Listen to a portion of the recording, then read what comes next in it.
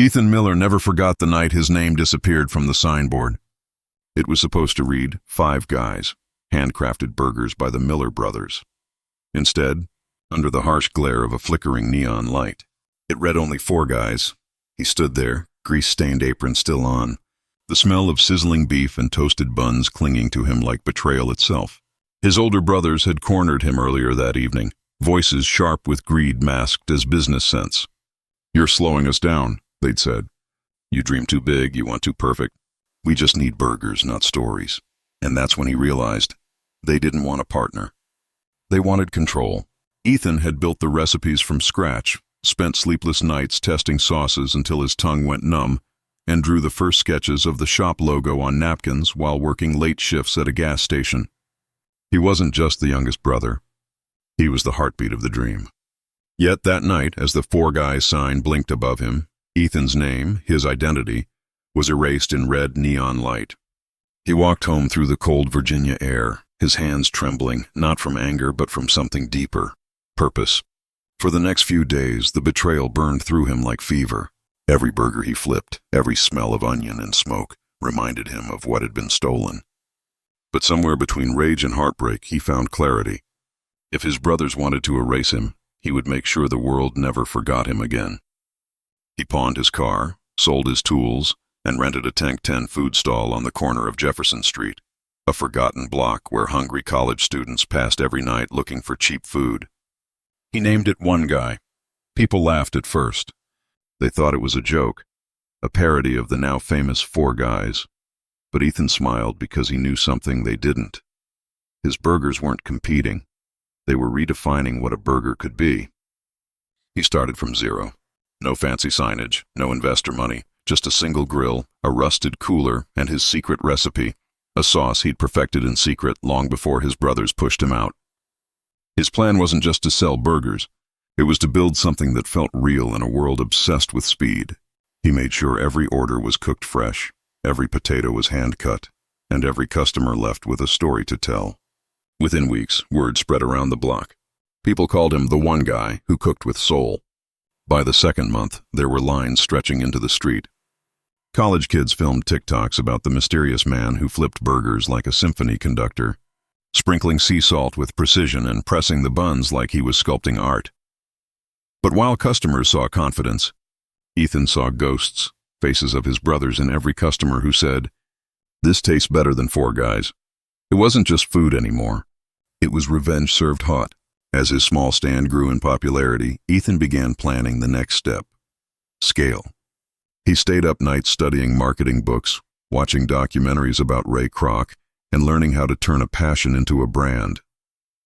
He wrote business plans on napkins, built social media pages himself, and even taught himself basic photography so he could take mouth-watering photos of his food. He knew he couldn't outspend his brothers, but he could outsmart them. His plan was simple yet clever: make every customer his marketer. He created a wall of firsts. Every time a customer tried One Guy for the first time, he'd take their picture holding the burger and post it online with a caption like, "First bite, lifelong fan." It exploded. Within 6 months, the One Guy Instagram had gone viral. Influencers started visiting his food stall, calling it the underdog burger joint that shamed the big boys. Ethan didn't chase fame. It found him. And yet, in quiet moments, he still replayed the night of betrayal. He remembered his brothers laughing, saying he'd never survive without them. So he made their words his fuel. He expanded strategically, one small city at a time, using profits to buy used kitchen gear and upgrading his stall into a compact diner. He trained his small team personally, teaching them not just recipes but values: never cut corners, never rush passion, and never betray trust. The customers felt that difference, and soon One Guy wasn't just a name, it was a movement. Local news picked up the story, calling Ethan the burger philosopher. But fame wasn't what he wanted. He wanted justice. One night, as he sat in his small office, really just a converted supply room, he saw a TV ad for Four Guys. His brothers were boasting about expansion and new investors. The ad featured a tagline that made his blood boil: "Made with family love." He turned off the TV, stared at his reflection in the window, and whispered, "Family doesn't erase you."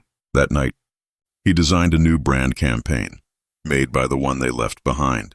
It became the slogan that shook the burger world. People loved the underdog energy. The internet turned his story into a viral meme.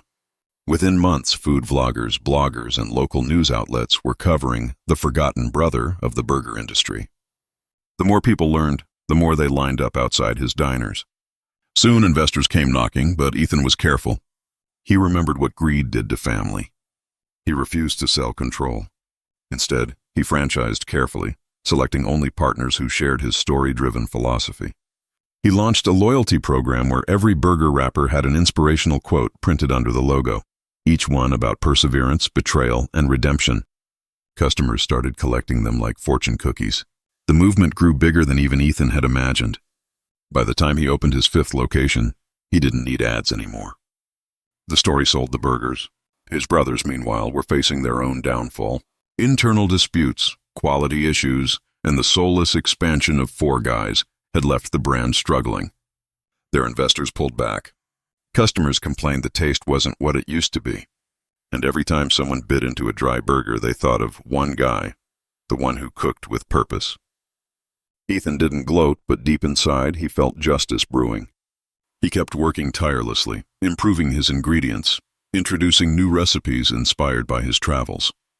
He even created a limited edition Revenge Burger, a triple-layered masterpiece symbolizing his journey from betrayal to triumph. It sold out nationwide. By the 3rd year, he was invited to appear on national talk shows, podcasts, and even business conferences. People called him the soul of burgers. But his proudest moment wasn't fame. It was the day his brothers finally walked into one of his restaurants, not knowing he owned it. They sat at a corner booth, ordered the signature burger, and after the first bite, one of them whispered, "This tastes like Ethan's sauce." When Ethan walked out from the kitchen wearing his simple white apron, time stopped. No cameras, no crowd, just 4 men frozen in disbelief. The silence spoke louder than words. Ethan didn't need to say anything. His success said it all. His brothers stood ashamed, speechless, tears in their eyes. Ethan simply smiled and said, "Welcome home." Then he handed them each a burger, the wrapper's quote reading, "You can't steal flavor born from fire." That moment became the full circle of his life. The boy they had erased became the man who fed the world. But Ethan wasn't done yet.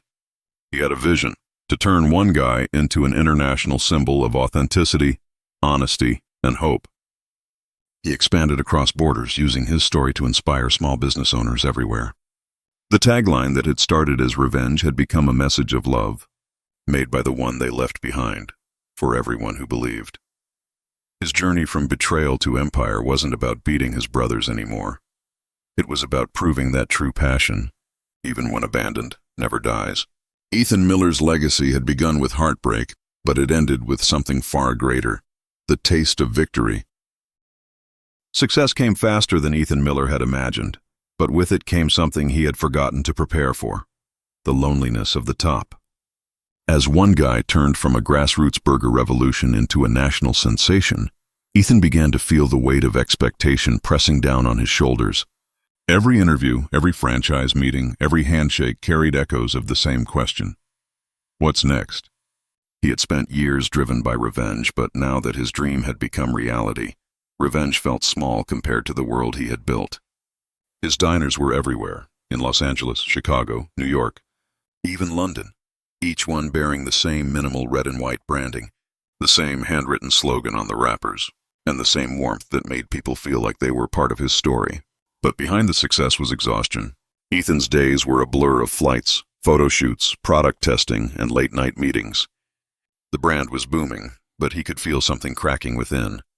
Fame had its price. The simplicity that once defined his food now threatened to vanish under corporate polish. Investors wanted sleek packaging, consultants wanted automation, and influencers demanded gimmicks. One night, sitting in his New York office, staring at the glowing skyline, Ethan realized he was at the same crossroads his brothers once stood at, the moment when passion could be traded for power. The thought terrified him. He swore he would never become them. So he made a choice that shocked everyone. He walked away from day-to-day operations and went back to the kitchen. He told his board, "I can't lead a flavor I don't feel." He returned to the same small kitchen where it had all begun. The first one-guy stall still standing on Jefferson Street, now preserved as a local landmark. When the world found out, they called it madness. But Ethan knew better. For him, it wasn't nostalgia, it was recalibration. He spent weeks cooking again, burning his fingers, flipping patties, speaking to customers. It reminded him of what truly mattered: connection. During those late nights, he met a young culinary student named Leo, who reminded him of his younger self, hungry, passionate, and full of impossible dreams. Ethan saw in Leo what he had once been: pure fire. So he took Leo under his wing, teaching him not just cooking, but storytelling. "Every burger has a story," Ethan said, "and the moment you stop caring, it turns into just food." That mentorship sparked something new inside Ethan, a realization that revenge was just the first chapter, but legacy was the book. He decided to build an academy, the One Guy Culinary Collective, a mentorship program for young, underprivileged cooks who had been rejected or underestimated. The idea caught fire. Within months, thousands of applications poured in from across the country. Ethan wasn't just building restaurants anymore. He was building people, and with that came a new wave of admiration. He was no longer just the forgotten brother. He was now a symbol of hope, a man who turned pain into purpose. But fate, it seemed, wasn't done testing him. One morning, a lawsuit landed on his desk. His brothers were suing him for brand defamation, claiming that his success was built on damaging their name. Ethan laughed when he first read it, but the sting came later. The people who had once stolen everything from him were now trying to silence his truth. The media erupted. Headlines screamed, "The Burger Brothers at War." PR teams begged him to issue statements, but Ethan refused to play the victim again. Instead, he took a different approach. He invited his brothers to his flagship restaurant in Los Angeles, the grandest one-guy branch yet, for a public dinner. Cameras swarmed the scene, reporters lined the street, and millions watched live streams expecting a showdown. But Ethan had no intention of fighting. When the brothers arrived, dressed in suits, cold-eyed and defensive, Ethan welcomed them with open arms. He personally cooked their meals, just like old times, and served them himself. "No lawyers tonight," he said calmly. "Just family." The brothers hesitated but sat. The air was thick with years of resentment, unspoken guilt, and quiet pain. As they ate, the flavors spoke louder than words. The eldest brother, Daniel, finally looked up and said, "You still cook like that night never happened." Ethan smiled faintly and replied, "That night made me cook like this." The moment was electric, broadcast across the nation. Ethan didn't need revenge anymore. He had already won by becoming the man they failed to be. By dessert, Daniel's eyes were wet. "We were wrong," he whispered. Ethan stood up, reached across the table, and said, "It's never too late to be right." The cameras captured it all. The handshake that ended a decade of bitterness. Overnight, the world called it the Burger Peace. The lawsuit was dropped within a week. But more than that, the story reignited something powerful in the American spirit: forgiveness. One Guy exploded in popularity again, not because of marketing, but because people believed in the message. Ethan started a new campaign: Forgive, Flip, and Rise. The slogan went viral. It was printed on packaging, billboards, and murals worldwide. Burger wrappers carried stories of second chances, written by real customers who had overcome betrayal or hardship. Each wrapper wasn't just paper, it was a piece of humanity. The brand had evolved beyond food. It had become a movement. Yet, even with fame and peace, Ethan never stopped working. He kept his hands busy, his heart humble. He visited every new franchise personally, teaching managers to treat every customer like family. He refused to let the brand lose its authenticity, no matter how big it got. And for every milestone reached, he made sure to visit Jefferson Street, the place where it all began. One night, standing outside the original stall, he saw a group of teenagers laughing, taking selfies with the One Guy sign. One of them noticed him and shouted, "You're the legend!" Ethan chuckled, shaking his head. "No," he said quietly. "I'm just the guy who didn't quit." As he watched them bite into burgers with joy, he felt the weight of his entire journey lift. All the pain, betrayal, and fire had led here, to smiles, laughter, and the sweet sound of sizzling burgers. He finally understood that revenge was never about making others hurt. It was about proving to yourself that you could heal. One guy became an international powerhouse, a billion-dollar brand that stayed grounded in authenticity.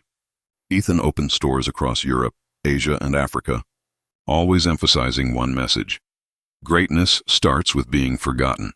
He became a keynote speaker for entrepreneurship programs, inspiring young dreamers worldwide. His TED Talk, titled "How Betrayal Built My Empire," broke records. But even with all the applause, Ethan remained the same man who once flipped burgers on a rusty grill in the cold Virginia night. On the brand's 10th anniversary, he unveiled a statue outside the original One Guy Diner, not of himself, but of a faceless cook holding a spatula. The plaque beneath it read, "For everyone who was left out, doubted, or betrayed, may you build something so beautiful, they'll have to remember your name." Crowds wept. His brothers attended too, standing silently among them, pride mixed with regret in their eyes. When the ceremony ended, Ethan turned to them and said, "We started as brothers, we ended as men." It was closure, raw, human, and real. And as the crowd chanted his name, Ethan looked up at the sky, whispering the words that had carried him through every sleepless night. "They erased me, but I became the story." In that moment, he wasn't the forgotten brother anymore. He was the man who redefined family, flavor, and forgiveness. The flame that once burned for revenge now glowed with purpose. And as the neon sign of One Guy flickered behind him, bright, proud, eternal, Ethan Miller smiled, finally at peace, knowing that no betrayal could ever silence the taste of a dream fulfilled.